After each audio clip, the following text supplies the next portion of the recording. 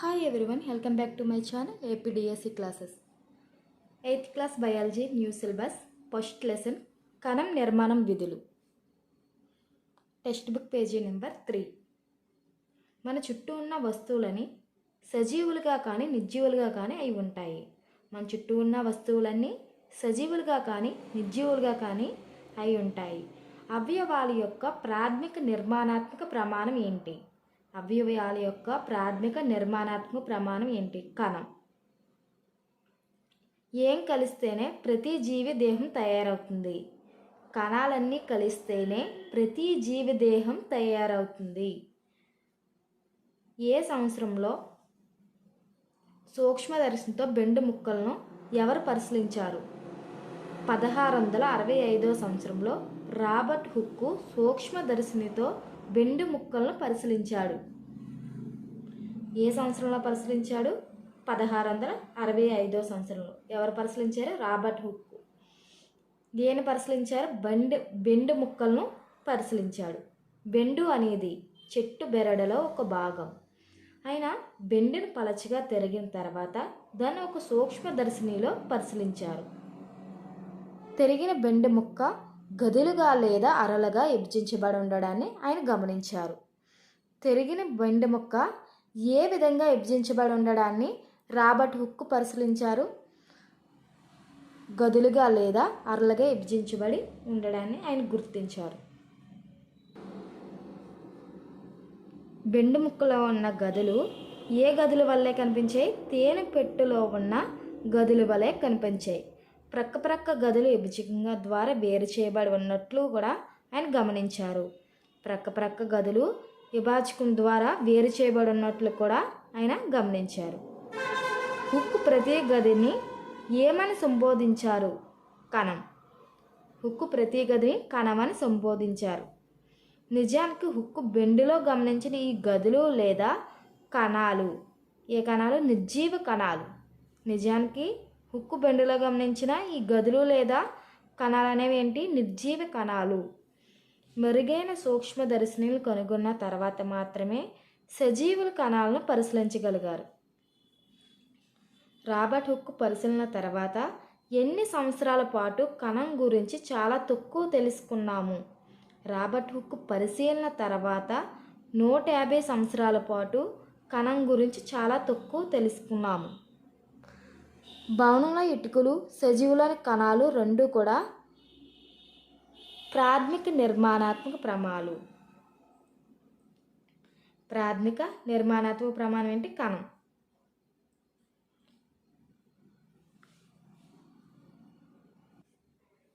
జీవరాశులన్నీ ఒకదానికొకటి భిన్నంగా ఉన్నప్పటికీ అవి అన్ని కణాలతో నిర్మించబడి ఉంటాయి. జీవరాశులన్నీ ఒకదానికొకటి భిన్నంగా ఉన్నప్పటికీ అవన్నీ కూడా వేటితో నిర్మించబడి ఉంటాయి? కణాలతో నిర్మించబడి ఉంటాయి. సజీవుల్లోని కణాలు ప్రాణం లేని ఇటుకల కంటే ఎలా ఉంటాయి? సంక్లిష్టమైనవి. సజీవుల్లోని కణాలు ప్రాణం లేని ఇటుకల కంటే సంక్లిష్టమైనవి. మనం కంటితో చూసే కోడిగుడ్డు ఏక కణానికి ఉదాహరణ. ఏక కణానికి ఉదాహరణ ఏంటి? మన కంటితో చూసే వాటిలో కోడిగుడ్డు. అంతేకాక అది సాధారణ కంటితో చూడగలిగే అంత పెద్ద పరిమాణంలో ఉంటుంది. కోడిగుడ్డు అనేది ఏక కణానికి ఉదాహరణ.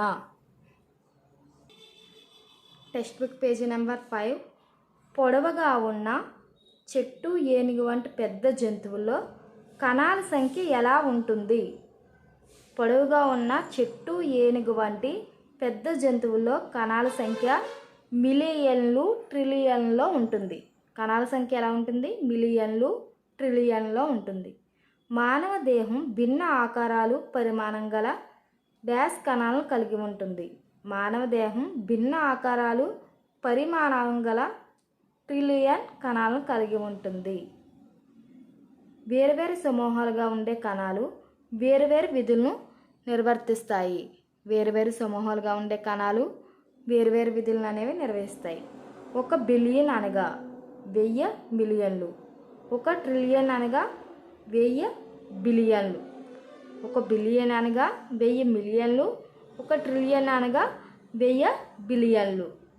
ఒకటి కంటే ఎక్కువ కణాలతో నిర్మించబడే జీవులను ఏమంటారు? ఒకటి కంటే ఎక్కువ కణాలతో నిర్మించబడే జీవులను బహుకణ జీవులు అంటారు. చిన్న జీవుల్లో కణాల సంఖ్య తక్కువగా ఉన్నప్పటికీ జీవి పనితీరుపై ఏ విధంగానూ ప్రభావం కలిగించదు. చిన్న జీవుల్లో కణాల సంఖ్య తక్కువగా ఉన్నప్పటికీ ఆ జీవి పనితీరుపై ఏ విధంగానూ ప్రభావం కలిగించదు. బిలియన్ల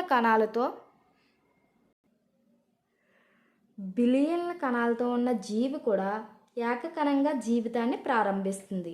ఆ కణమే ఫలదీకరణ చెందిన అండం.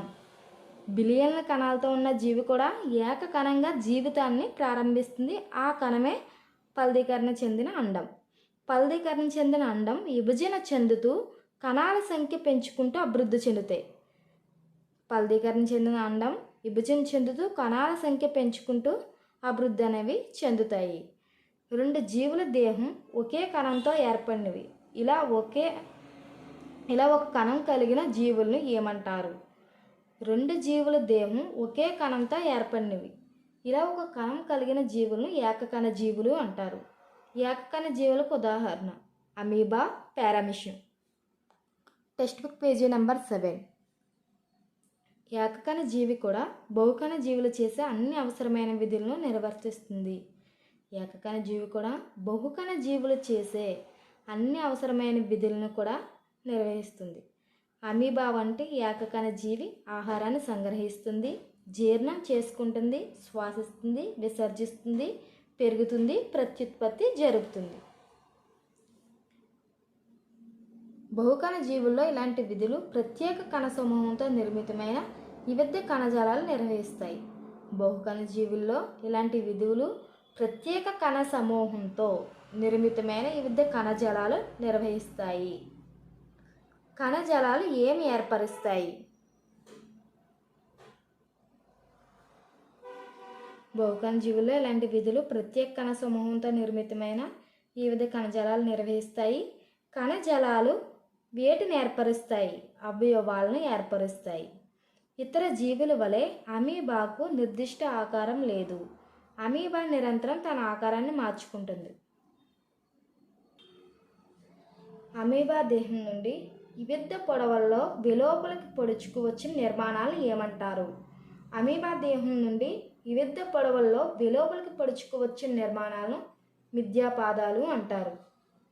అమీబా కదులుతున్నప్పుడు లేదా ఆహారాన్ని తీసుకుంటున్నప్పుడు ఈ మిథ్యాపాదాలు కనిపిస్తూ మాయమవుతూ ఉంటాయి. అమీబా మిథ్యాపాదాలు ఎప్పుడు కనిపిస్తూ మాయమవుతుంటాయి? కదులుతున్నప్పుడు లేదా ఆహారాన్ని తీసుకుంటున్నప్పుడు. మిథ్యాపాదాలను ఏర్పరచడం ద్వారా అమీబా తన ఆకారాన్ని మార్చుకుంటుంది. దేన్ని ఏర్పరచడం ద్వారా అమీబా తన ఆకారాన్ని మార్చుకుంటుంది? మిథ్యాపాదాలను ఏర్పరచడం వల్ల అమీబా తన ఆకారాన్ని మార్చుకుంటుంది. ఈ మార్పు ఆహార సేకరణకు, గమనానికి ఉపయుక్తంగా ఉంటుంది. తన ఆకారాన్ని మార్చుకోగలిగిన ఏక కణానికి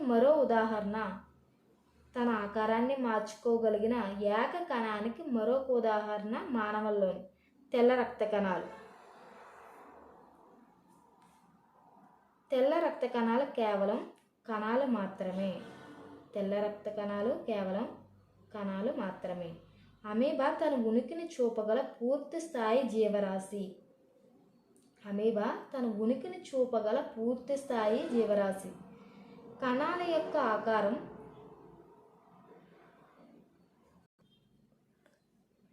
కణాల యొక్క ఆకారం వాటి యొక్క నిర్దిష్ట విధులతో ముడిపడి ఉంటుంది. వాటి యొక్క నిర్దిష్ట విధులతో ముడిపడి ఉంటుంది. సాధారణంగా కణాలు గుండ్రంగా కానీ, వర్తులాకారంగా కానీ, పొడవుగా కానీ ఉంటాయి. సాధారణంగా కణాలు ఎలా ఉంటాయి? గుండ్రంగా కానీ, వర్తులాకారంగా కానీ, పొడవుగా కానీ ఉంటాయి. కొన్ని కణాలు పొడవుగా ఇరువైపులా మొనిదేలు ఉంటాయి. అవి ఏ ఆకారాన్ని చూపిస్తాయి? కదురు ఆకారాన్ని చూపిస్తాయి. కొన్ని నాడీ కణాలు లేదా న్యూరాల వలె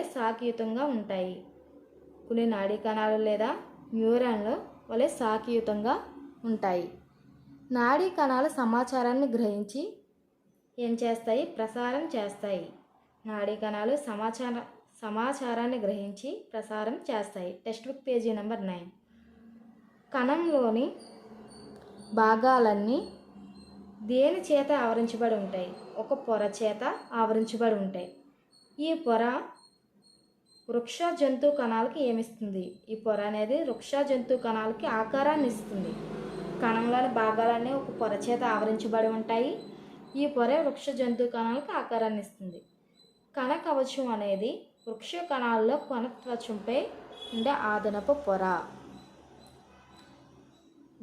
కణ కవచం అనేది వృక్ష కణాల్లో కణత్వచం పైన ఉండే అదనపు పొర. ఇది కణాలకు ఆకారాన్ని, దృఢత్వాన్ని ఇస్తుంది. బ్యాక్టీరియా కణాలు కూడా కణ కవచాన్ని కలిగి ఉంటాయి. బ్యాక్టీరియా కణాలు కూడా ఏం కలిగి ఉంటాయి? కణ కవచాన్ని కలిగి ఉంటాయి. జీవరాశుల్లో కణాల పరిమాణం మీటర్లో మిలియన్ వంతు అతి చిన్నగా ఉండవచ్చు, లేదా సెంటీమీటర్ల అంత ఎక్కువ పరిమాణంలో కూడా ఉండవచ్చు.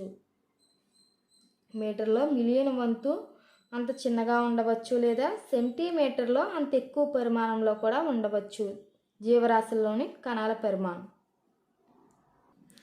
నా వీడియోస్ మీకు నచ్చినట్లయితే ప్లీజ్ లైక్ చేయండి, షేర్ చేయండి, సబ్స్క్రైబ్ చేసుకోండి. అతి చిన్న కణం బ్యాక్టీరియాల్లో 0.1 నుండి 0.5 మైక్రోమీటర్ల పరిమాణంలో ఉంటుంది. అతి చిన్న కణం బ్యాక్టీరియాల్లో ఎంత పరిమాణంలో ఉంటుంది? 0.1 నుండి 0.5 మైక్రోమీటర్ల పరిమాణంలో ఉంటుంది. అతిపెద్ద కణం ఉష్ణపక్షి అండం. ఉష్ణపక్షి లేదా ఆస్ట్రిచ్ అండం. ఉష్ణపక్షి అండం ఎంత పరిమాణంలో ఉంటుంది? ఉష్ణపక్షి అండం 170 మిల్లీమీటర్ల ఇంటూ 130 మిల్లీమీటర్ల పరిమాణంలో ఉంటుంది. కోడిగుడ్డ లోపల పసుపు రంగు భాగాన్ని తెల్లని పదార్థం ఆవరించి ఉంటుంది. ఈ తెల్లని పదార్థాన్ని ఏమంటారు? ఆల్బుమిన్. ఇది గుడ్డును ఉడికించినప్పుడు గడ్డ కడుతుంది. ఆల్బుమిన్ అనేది గుడ్డును ఉడికించినప్పుడు గడ్డ కడుతుంది. ఆల్బుమిన్ అంటే గుడ్డులోని తెల్లని పదార్థం. పసుపు రంగు భాగాన్ని తెల్ల పదార్థం ఆవరించి ఉంటుంది. తెల్ల పదార్థాన్ని ఆల్బుమిన్ అంటారు. పసుపు రంగు భాగాన్ని సొన అంటారు. ఇవన్నీ ఒకే కణంలో భాగాలు. వీటిని మీరు వృద్ధీకరణ పరికరాలు లేకుండానే పరిశీలించగలరు. కణాల పరిమాణం అవి నిర్వర్తించే విధులతో సంబంధం కలిగి ఉంటుంది.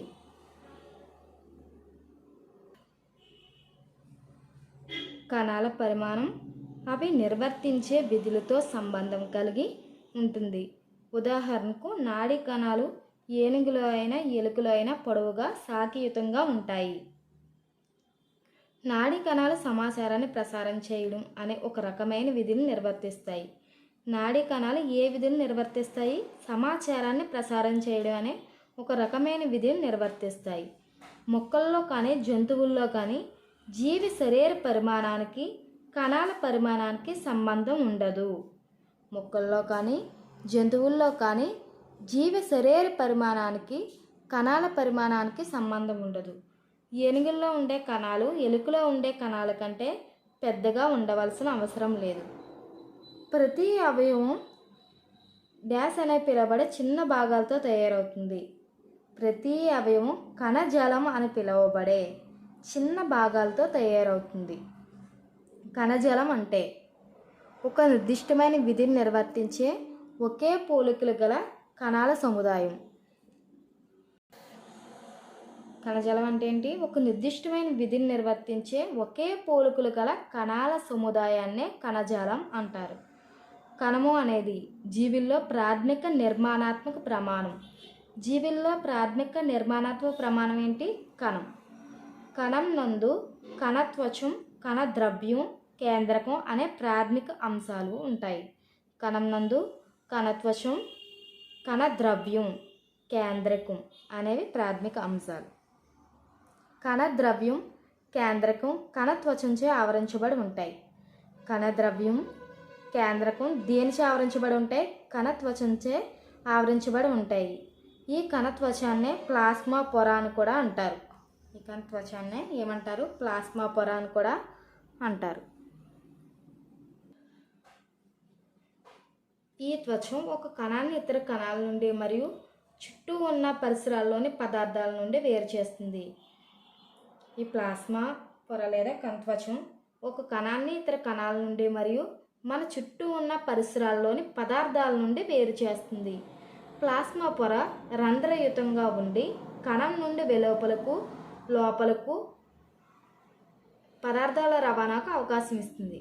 ప్లాస్మా పొర రంధ్రయుతంగా ఉండి కణం నుండి వెలుపలకు లోపలకు ఏం అవకాశాన్ని ఇస్తుంది? పదార్థాల రవాణాకు అవకాశాన్ని ఇస్తుంది. Text book page number 11. ఉల్లి పొర పరిశీలించడానికి దానిపై ఒక చుక్క ఏ ద్రావణాన్ని వేసి పరిశీలించాలి? మిథేలిన్ ద్రావణాన్ని వేసి పరిశీలించాలి. ఉల్లి పొర కణం అంచున ఆవరించిన కణత్వచం ఉంటుంది. ఉల్లి పొర కణం అంచున ఆవరించి కణత్వచం ఉంటుంది. దానిపై మరొక మందమైన పొర కప్పి ఉంటుంది. దీన్నే ఏమని పిలుస్తారు? కణ కవచం అని పిలుస్తారు. ఉల్లి పొర కణం అంచున ఆవరించి కణత్వచం ఉంటుంది. అంచున ఏముంటుంది? కణత్వచం ఉంటుంది. దానిపై మరొక మందమైన పొర కప్పి ఉంటుంది. దీన్నే కణ కవచం అని పిలుస్తారు.